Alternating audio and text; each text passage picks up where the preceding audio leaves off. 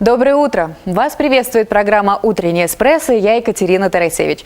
Прежде чем начать сегодня, предлагаю прямо сейчас вам и вашим близким посмотреть в глаза друг другу. Дело в том, что физиогномисты, специалисты науки о лице, считают, что цвет глаз много что может поведать о характере человека. Например, темно-карие глаза выдают людей остроумных, вспыльчивых и обаятельных. Зеленые – честных и принципиальных. Люди с серо-зелеными глазами отличаются сильной волей и целеустремленностью. А вот голубоглазые – сентиментальностью и частой сменой настроений. Присмотритесь, возможно, узнаете что-то новое о своих родных. Мы же, в свою очередь, поможем вам сориентироваться в ближайших событиях Брестщины.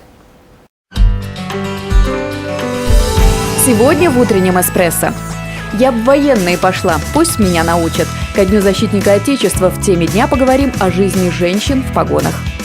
Острые хедлайны, актуальные интервью и мнения. Мастерство журналистов Брестщины оценим в обзоре прессы.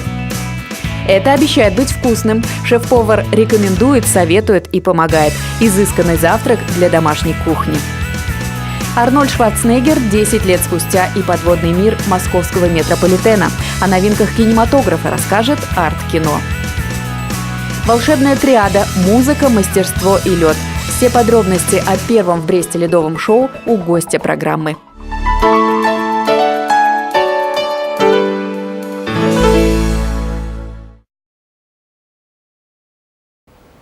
Сегодня 22 февраля, пятница, самый долгожданный день недели, на мой взгляд. Но, во всяком случае, у трудящейся половины человечества. А вот, например, древние германцы посвящали пятый по счету день недели богине Фрейе. Именно поэтому в английском языке пятница называется Friday. Так как Фрейя являлась богиней любви, этот день считался самым счастливым и был наиболее благоприятным для заключения мира и брака. Не оставались без ее внимания и земные стороны бытия. Являясь также по совместительству богиней красоты и плодородия, Фрейя могла повелевать облаками и погодой. Ну что ж, насколько сегодня эта прекрасная представительница мифологии расположена к дружелюбию, можно узнать прямо сейчас. Достаточно посмотреть сегодняшний прогноз погоды.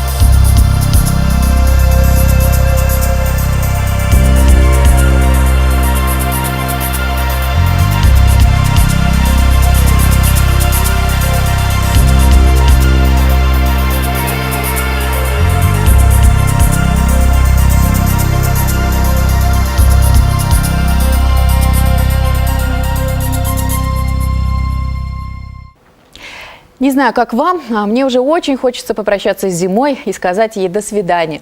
Кстати, такая возможность представится в это воскресенье всем жителям и гостям Кобрина. 24 февраля в городском парке имени Суворова пройдет традиционный праздник проводов зимы.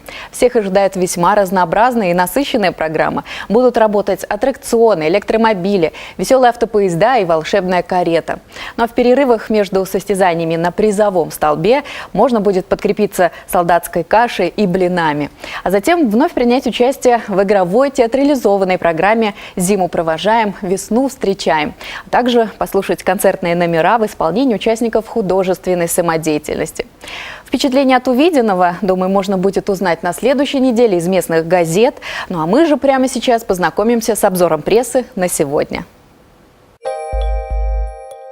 Билборды в поддержку белорусского языка на улицах Бреста вызвали широкий резонанс среди горожан и пользователей интернета. Как воспринимают брестчане подобную социальную рекламу и чем она продиктована? Ответы на эти и другие вопросы ищите в газете «Народная трибуна». На днях был открыт мост, соединяющий Брестскую крепость и пограничный остров. Уже с апреля на остров планируют водить экскурсии. А когда вступит в действие проект о малом приграничном движении, возможно, будет построен еще один мост, который соединит остров с польским берегом. Об этом в сегодняшнем номере «Вечернего Бреста». Проблема предотвращения торговли людьми стала темой серьезного разговора серьезных людей. Известно немало случаев, когда молодые и даже несовершеннолетние белоруски эксплуатировались как сексуальные рабыни, а мужчины становились бесплатной и бесправной рабочей силой, пишет «Вечерний Брест». На днях состоялось отчетное собрание Столинской районной организационной структуры ДСААФ. На собрании были подведены итоги работы с 2008 по 2013 годы. Выбран новый совет районной оргструктуры, а также делегаты на областную конференцию. Продолжение читайте в свежем номере газеты «Новины Полесья». В 2003 году руководство Пинской гимназии номер 2 заключило договор с Военной академией Беларуси об организации целенаправленной подготовки учащихся для поступления в военные учебные заведения республики. О кузнице военных кадров читайте в «Пинском вестнике». Думаю, что не в каждом приграничном городе можно так приблизиться к его рубежам. Однако наши пограничники строго следят за своими владениями. Работа их действительно очень ответственна, а порой и опасна. Поэтому, когда узнаешь, что почти каждый 4-й прапорщик в Брестской пограничной группе женщина, сразу возникает много вопросов. Чем обусловлен выбор такой профессии? Насколько тяжело быть женщиной в погонах? Ответы на эти и другие вопросы попытаемся сегодня узнать у гостя утреннего «Эспрессо». В студии Марина Васильевна Брухан, старший офицер психологической службы Брестской погрангруппы. Марина Васильевна, доброе утро. Доброе утро. Ну и первый вопрос, конечно же, чем вот лично для вас обусловлен выбор такой, на мой взгляд, очень серьезной профессии? В первую очередь это связано с моей непосредственной специальностью, потому что я по образованию психолог. И дабы продолжить свою практическую профессиональную деятельность, выбор лег в такую серьезную организацию, так скажем, органы пограничной службы. Она связана с тем, что здесь есть четкий уклад, четкий порядок, организация, а ответственность огромная пришла после того, когда я приняла воинскую присягу. А какие вообще вот первые ощущения, когда вот читаешь эту присягу? Что вот первое ощущаешь? Какую-то, наверное, гордость, может, за себя, нет? Или вот именно то чувство ответственности, что теперь ты обязан, так сказать, быть на высоте и соответствовать этому званию, да? Конечно, когда ты приходишь, любой человек, любой военнослужащий, любой кандидат, который поступает на службу в органы пограничной службы, он уже имеет определенные критерии, потому что его оценивают, его выбирают. А после принятия воинской присяги, конечно, возлагается ответственность, на твои плечи ложатся погоны, и ты несешь добросовестно, исполняешь свой воинский долг. Марина Васильевна, вы психолог. Получается, вы работаете с личным составом, да, или как? Адаптируете к каким-то ситуациям? В чем заключается ваша работа? Основная, конечно, категория, с которой мы работаем, это военнослужащие контрактной службы, офицеры и прапорщики, военнослужащие срочной службы, члены семей военнослужащих и лица, пересекающих госграницу. А в чем помощь заключается? Вот с чем чаще всего обращаются к вам?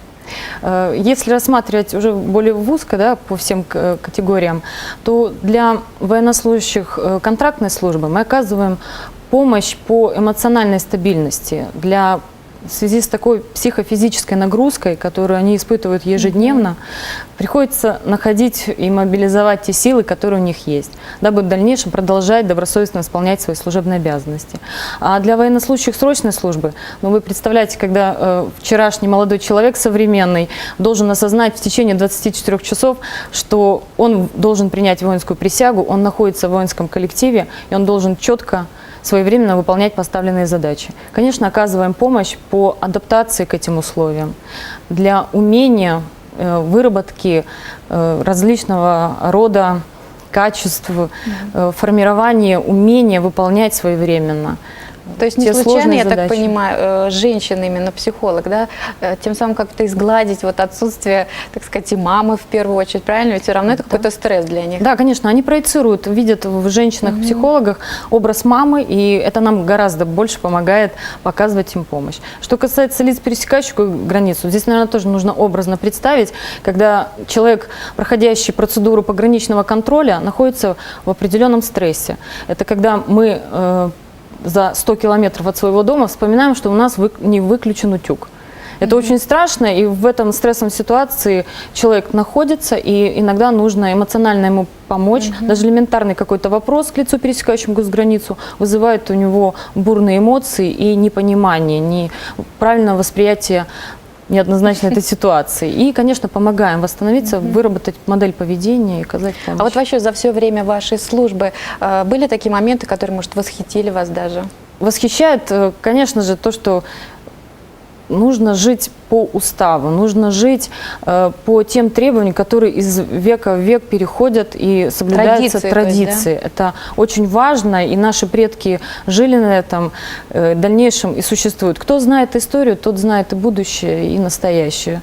С этим проще, и когда есть стойкий, установленный распорядок, конечно, с этим проще жить, проводить свою профессиональную жизнедеятельность. А скажите, а как-то вот этот порядок проецируется на вашу повседневную жизнь, в семью переносится? Безусловно. Да? Строите всех, мужа, детей? Не то, что строим, организовываем.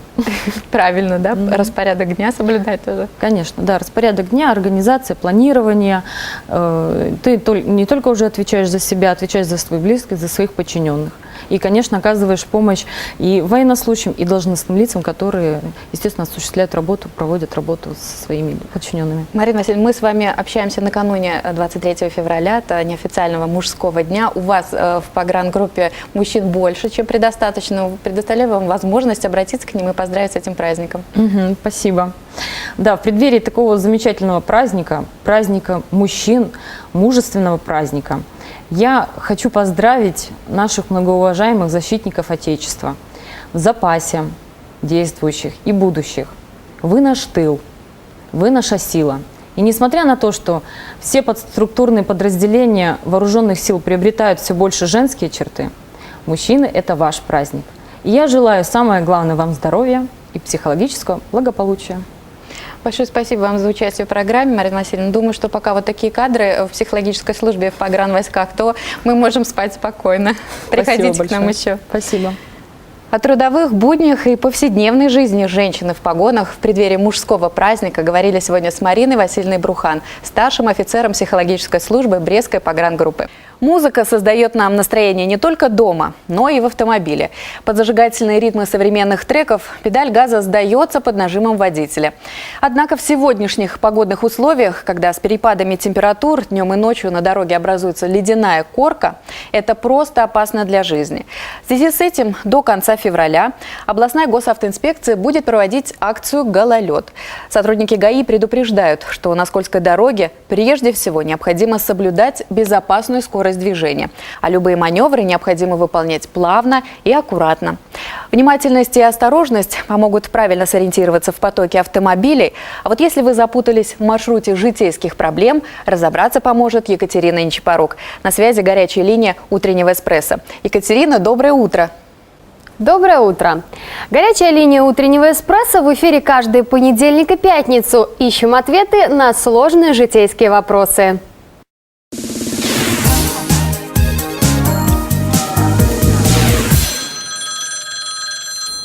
Марина хочет уйти с работы до истечения испытательного срока. И девушку интересует, имеет ли она на это право, и если да, то за сколько дней она должна написать заявление о том, что хочет прервать испытательный срок. Такое право у вас действительно есть. В такой ситуации работник должен предупредить нанимателя письменно за 3 дня или же в день истечения испытательного срока. Сергей приобрел автомобиль. Все документы на машину оформлены на него, но через неделю после покупки парень написал генеральную доверенность на свою девушку. Сейчас пара рассталась, и Сергей хочет вернуть свою машину. Но девушка отказывается это делать и постоянно тянет время. Молодого человека интересует, как быть в такой ситуации. Для начала вам необходимо аннулировать доверенность. Делается это у нотариуса. Затем, если вопрос не удастся решить полюбовно, обращайтесь в суд и истребуйте машину назад. Отец Марка является собственником квартиры, в которой проживает он с женой, Марк с супругой и дочкой. Девочке 5 лет. В квартире прописаны только отец, мать и сам молодой человек. Недавно жена Марка подала заявление на развод и утверждает, что поскольку у нее несовершеннолетний ребенок, она имеет право проживать в квартире как минимум до 18-летия дочери. Правомерны ли ее требования, спрашивает Марк. В этой ситуации требования, которые выдвигает ваша жена, неправомерны. Ведь по закону, если она с ребенком в данной квартире не зарегистрированы, то право проживать в ней не имеют и до развода. И по требованию собственника должны освободить квартиру или будут выселены в судебном порядке. Это была горячая линия утреннего эспрессо. Берегите себя и своих близких и никогда не опускайте руки в сложной жизненной ситуации. Ведь при правильном поиске на любой, даже самый сложный вопрос всегда можно найти ответ. До встречи!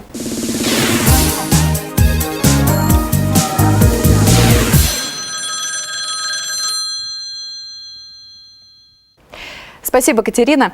А мне все же хочется верить, что именно сегодня, накануне 23 февраля, у прекрасной половины будет только одна проблема – и та приятного содержания. Конечно же, речь идет о подарке любимому мужчине. Кстати, согласно некоторым опросам, мужчины назвали самые, на их взгляд, неудачные подарки.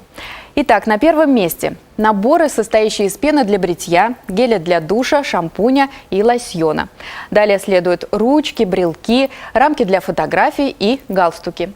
Что же тогда представители сильного пола считают подарками удачными? Спросите вы, милые дамы. И я вам с удовольствием отвечу. На первом месте билеты на концерт любимой группы или футбольной команды. Далее следуют различные электронные устройства, наушники, планшеты, вплоть до радиоуправляемых вертолетов. Ну и, наконец, завершает список выбор самого мужчины.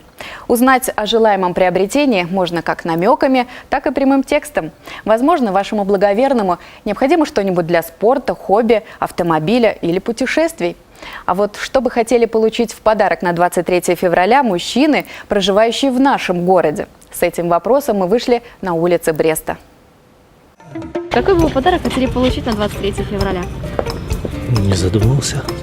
Главное, чтобы рядом был любимый человек. На 23 февраля хотел бы получить хорошее настроение и улыбку. В принципе, все, больше мне ничего не надо. Я затрудняюсь ответить на этот вопрос. У меня есть вот подарок, уже жена сделала, мне никакой больше не надо. Ну, даже не знаю. Что-нибудь такое неожиданное. Лучше всего хочу увидеть ребенка своего. Вот это лучший подарок, наверное, будет. Ну, смотря от кого. Если от матери, то я уже получил. Кстати, мама, спасибо за то, что компьютер починила. А от жены лучший подарок – это жена. Какой бы вы подарок хотели бы получить на 23 февраля? Носки, наверное. И дезодорант. Носки и дезодорант. Трусы еще могут. Трусы? Да. Вот у Шварценеггера танк есть времен войны. Вот хотелось бы такой же, чтобы ездить, и никто тебя не останавливает. И все. Ну, это, конечно, шутка. Вот. Ну, а так. Ну что, чтобы дети вспомнили, поздравили, и все. Что нам уже, старикам, какие-то подарки? На 23 февраля я бы хотел орден большой такой. Ну, за храбрость. Может, что-нибудь из духов каких-нибудь. Ну, не знаю даже, если честно. Любой подарок, он всегда приятен, какой бы он ни был. Вот вам, милые женщины, и еще несколько подсказок, как решить подарочный вопрос на завтра. Но это что касается сильной и взрослой половины человечества. Но, однако, не стоит забывать и о подрастающем поколении. Как раз последнему, думаю, будет любопытно увидеть выставку роботов брестского умельца Александра Ивановича Годуна. Экспонаты сделаны из отслуживших свой срок радиодеталей и прочих подручных материалов. Так что юные изобретатели и все, кто увлекается фантастикой и космосом, приходите в Центральную городскую детскую библиотеку имени Пушкина. Кстати, функции машины времени подвластны и утреннему эспрессо. Предлагаю вашему вниманию исторический календарь.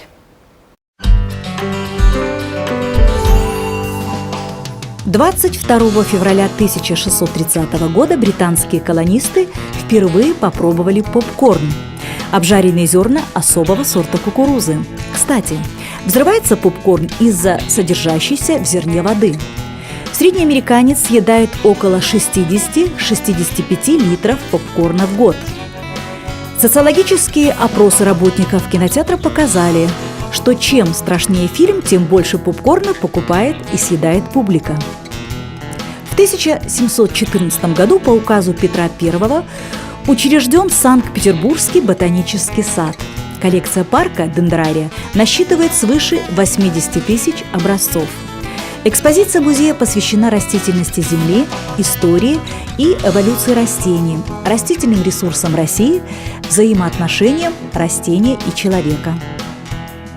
22 февраля 1821 года родился литератор Алексей Жемчужников, создавший вместе с братом Владимиром и Алексеем Толстым незабываемого литературного героя Козьму Прудкова, комический тип поэта-чиновника.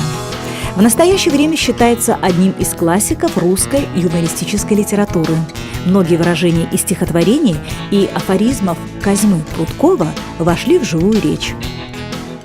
В 1966 году в ходе подготовки длительного полета человека в космос в Советском Союзе был запущен биологический спутник «Космос-110» с собаками-ветерком и угольком на борту. Полет завершился 15 марта. На тот момент это было самое продолжительное пребывание живого организма в космосе. 22 февраля 1975 года родилась американская актриса, продюсер и кинорежиссер Дрю Берримор. Прославилась еще подростком после того, как снялась в фильме Стивена Спилберга «Инопланетянин». Возглавляет собственную продюсерскую компанию. Из-под крыла последней вышли такие фильмы с участием Дрю Берримор, как «Нецелованная», «Ангелы Чарли», «50 первых поцелуев» и другие. Думаю все-таки, что поклонники Дрю Берримор ценят ее прежде всего за непревзойденный комедийный талант, а как следствие способность вызывать на наших лицах улыбки. Кстати, психологи всего мира бьют тревогу, приводя следующие данные. Если 50 лет назад мы смеялись по 15 минут в день, то теперь это время сократилось до 5 минут. Что весьма недостаточно для хорошего самочувствия. А между тем, все те же знатоки человеческих душ утверждают, что смех спасет нам жизнь, так как позитивные люди обладают большими возможностями добиться успеха в работе и в отношениях с окружающими. Кроме того, раскатистые звуки стимулируют иммунную защиту и высвобождают адреналин. Так что будем искать в любых ситуациях веселые моменты. А вот за порцией острых ощущений можно отправиться в кино. О новинках индустрии расскажет Екатерина Гараева в рубрике «Арт-кино». Доброе утро! Первая кинопремьера этой недели – американский боевик «Возвращение героя». Вряд ли фильм с Арнольдом Шварценеггером в главной роли мог называться иначе.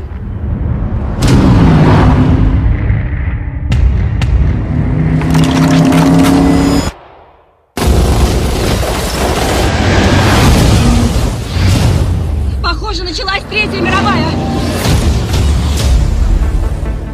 Здорово, шериф. Вас без формы и не узнать. У меня сегодня выходной. Надеюсь, спокойный будет денек. У нас проблема. Рэй Оуэнс, шериф тихого городка Сомертон-Джанкшен на границе США и Мексики, ушедший из департамента полиции Лос-Анджелеса после проваленной операции. После бегства из-под стражи ФБР известный наркобарон Гэбриэль Кортес и его банда направляются в Сомертон, где полиция готовится к последней битве, чтобы остановить их до того, как они пересекут границу. Оуэнс не хочет принимать участие, но в конечном счете присоединяется к усилиям правоохранительных органов. Режиссер Ким Джи Ун – кореец по национальности, и «Возвращение героя» стал его дебютной работой в Голливуде. Режиссер честно следует канонам коммерческого кино, создав атмосферный боевик со своим специфическим юмором. Ты что, Терминатор? Почти угадал. Возвращение героя. Лицо знакомое. В кино не снимался?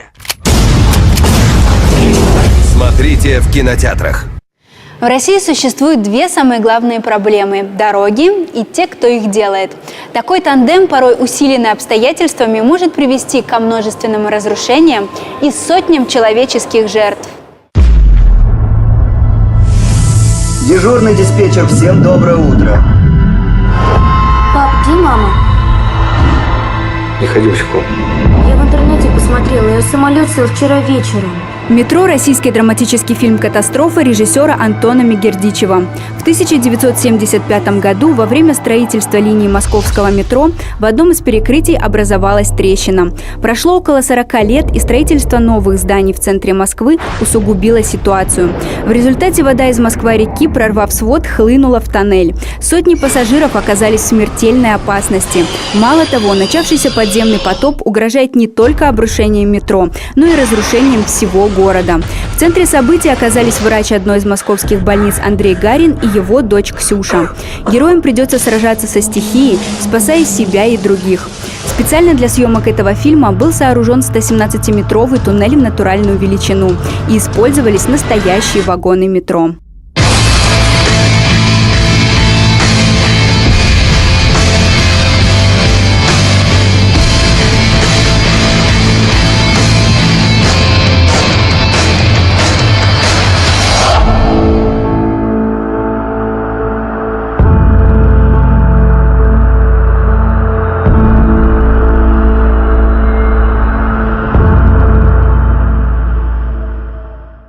Приятного вам просмотра! Если вы еще не придумали, как с пользой, а главное с удовольствием провести ближайшие выходные, то следующая новость как раз для вас. Впервые в Бресте состоится первое в Беларуси ледовое шоу «Гала Чемпионс» с участием сильнейших белорусских фигуристов и артистов эстрады. Все подробности приближающегося события узнаем у гостя утреннего эспрессо. В студии Дмитрий Лазарь, заместитель директора медиагруппы. Дмитрий, доброе утро. Доброе утро, Екатерина. Так что же завтра ожидает гостей и жителей Бреста в Ледовом дворце? Ну, в первую очередь, на эти выходные гостей и жителей, коренных жителей города Бреста ожидает большой праздник. К ним приезжает живая, очень такая искренняя и радостная команда фигуристов, артистов, которые уже успешно проехали по всей нашей стране, по всем 12 ледовым дворцам, если быть точно.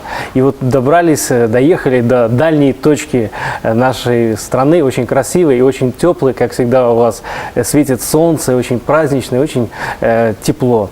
И это будет праздник, это будет хороший повод провести время днем, вечером, прийти с подругой. Что касается 23 февраля, то можно сделать оригинальный подарок. Да. Наверное, девушки могут сделать оригинальный подарок своим близким людям. И что касаемо самого представления, то это, и почему оно первое в Беларуси, оно не имеет аналогов, поскольку мы собрали лучших представителей фигурного катания нашей страны. Это все члены сборной нашей по фигурному катанию. Они все имеют звания и какие-то победы там, на республиканском, на международном уровне. И почему пришла такая идея создать это шоу? Ведь такой парадокс оказывается, да?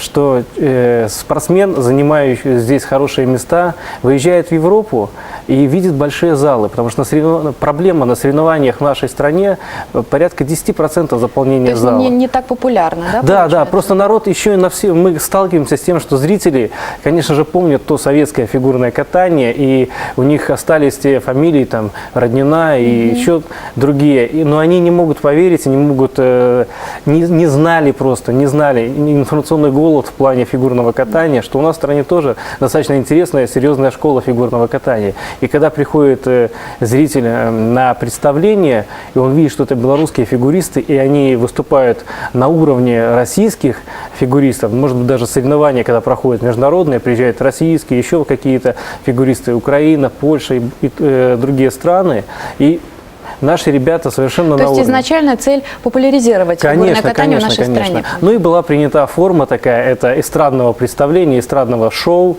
Почему же и появились здесь артисты, поскольку артистов у нас немножко знают, и гораздо проще сделать рекламу, привлечь зрителя. Ну вот из известных эстрадных артистов, кого можно будет увидеть у нас в выходные? Значит, на эти выходные мы к вам слишком много эстрадных известных не взяли, поскольку... Праздничные, да? Да, праздничные, и они, конечно же, где-то что-то заняты, но к вам приедет Эдуард Семенович Ханок, это мастодонт советской эстрады и уроженец Брещины.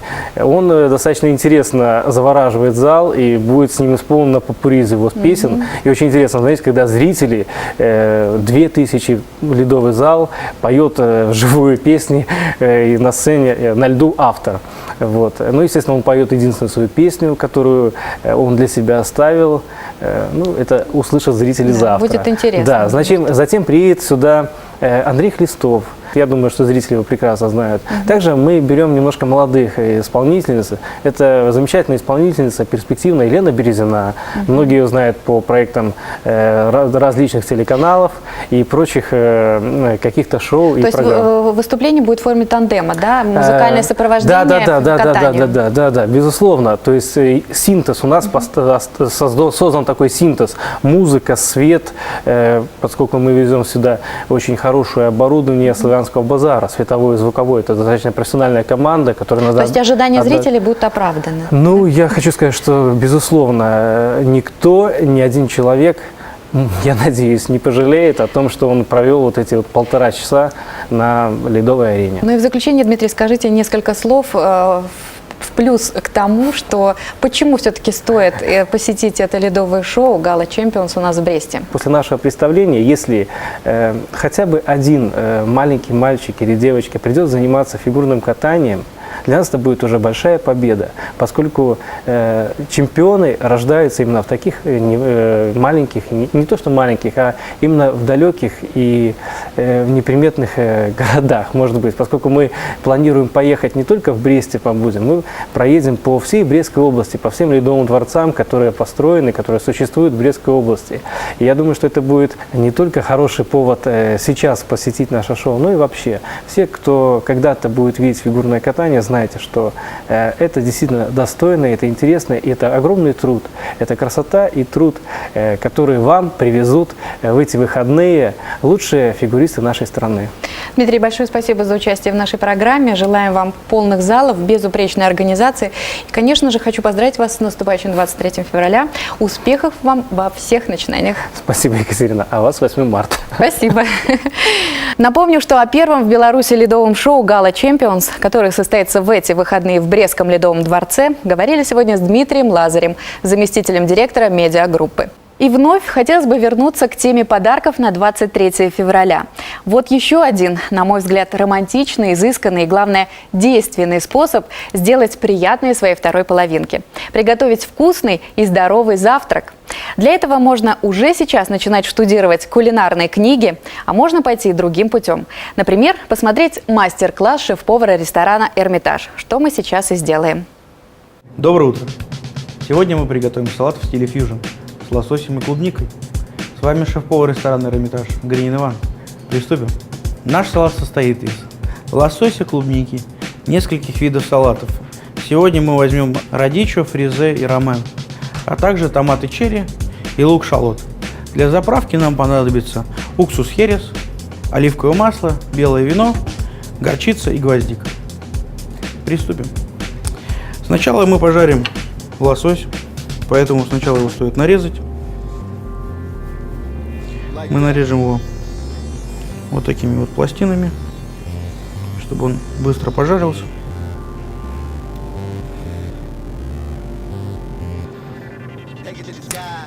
Хочу напомнить, что кухня Fusion основана на совмещении несовместимых продуктов. Мы нарезали несколько кусочков лосося, а теперь их стоит пожарить. Сначала мы их посолим немного, поперчим.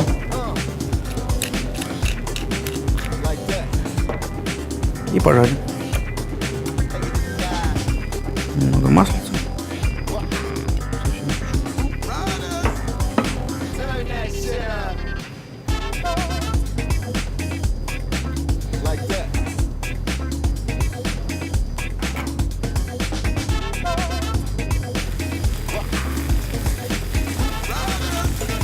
Быстренько обжарим с одной стороны,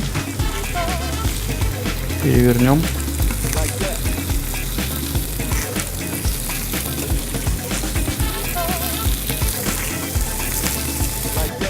Еще раз немного поперчим и оставим на плите.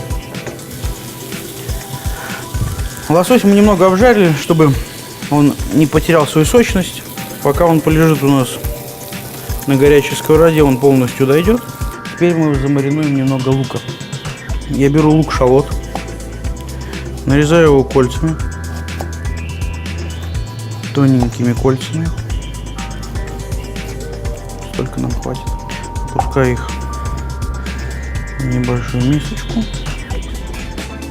разделя друг от друга. Так. Так.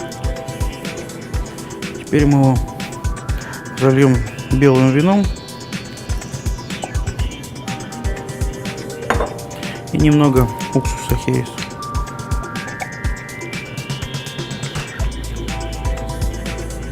Я замариновал лук в белом вине и уксусе херес для того, чтобы лук стал менее насыщенным. Теперь нам стоит приготовить заправку. Для заправки нам понадобится оливковое масло, горчица. Горчицу для данной заправки я использую сладкую баварскую.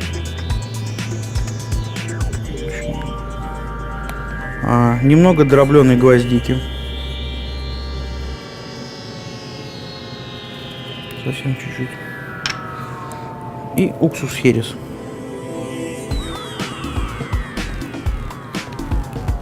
Пару капель. Все тщательно перемешиваю для создания однородной массы.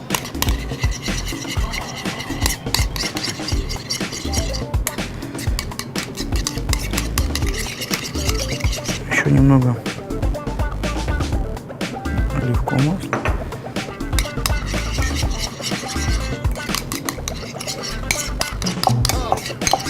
Заправка наша готова. Теперь осталось порвать листья салата. Хочу напомнить, что рвем мы его руками, а не режем ножом. Я беру немного салата радичо.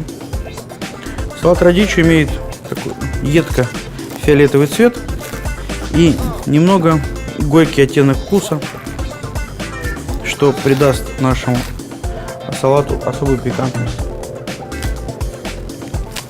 Рвем его достаточно мелко. Салат фризе.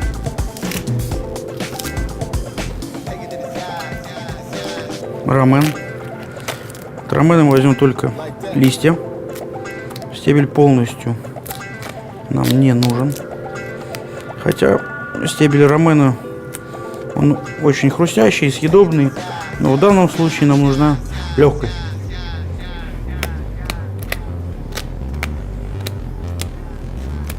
Сегодня я использовал фризе, ромен и радичо. Вы можете всегда заменить их на любые другие виды салата. Микс салатов готов. Возьмем пару черри. Нарежем их на 4 части. Ну что, практически наш салат готов. Мы его немного заправляем. Добавляем наш маринованный лук.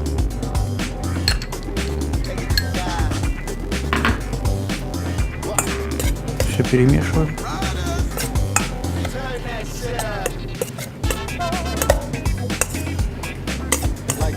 Наше блюдо практически готово. Его осталось выложить и украсить. Приступим. Берем наш заправленный салат. Аккуратно выкладываем. Выкладываем лосось. Все в одно место горкой. Ну и теперь главный ингредиент нашего блюда — это клубника. Клубнику нарезаем дольками и выкладываем в произвольной форме, поверх, по бокам, как угодно. Все это делаем довольно небрежно. Итак, салат в стиле фьюжн с лососем и клубникой готов. С вами был шеф-повар ресторана «Эрмитаж» Гринин Иван. Приятного аппетита!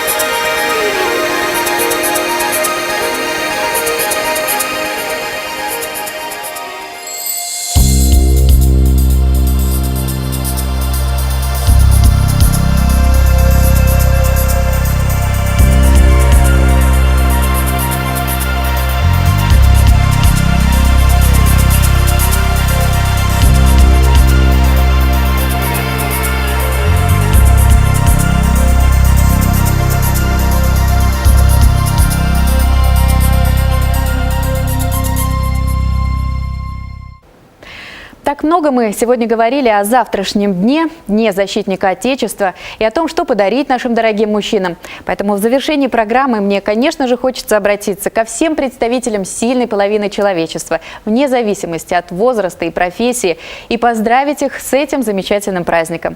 Дорогие мужчины, будьте, пожалуйста, всегда рядом. Ведь кто, как не вы, такие успешные, сильные, смелые и надежные. Позволяйте быть нам, женщинам, такими слабыми и беззащитными.